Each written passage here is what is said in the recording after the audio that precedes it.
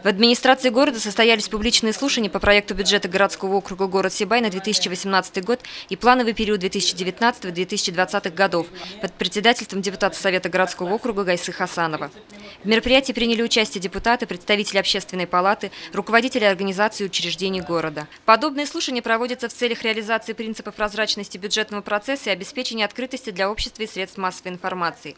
С основным докладом по проекту выступила заместитель главы администрации города, начальник финансового управления Виктория Трофимова. Основной задачей, решаемой при формировании бюджета на 2018 год и последующие годы, является дальнейшая стабилизация экономической ситуации через объемы расходов, которые мы себе можем позволить, и определение направления этих расходов по тем приоритетам и целям, которые ставит перед собой администрация городского округа город Сибай совместно с депутатским корпусом городского округа.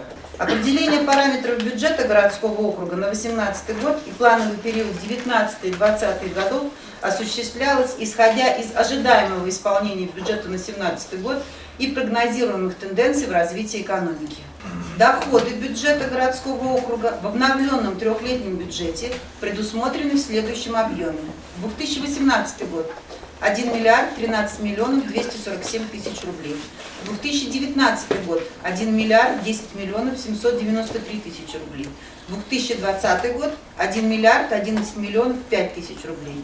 Проект бюджета сформирован на основе прогноза социально-экономического развития городского округа, базированном на реальных оценках темпа роста и ожидаемом стабильном развитии экономики.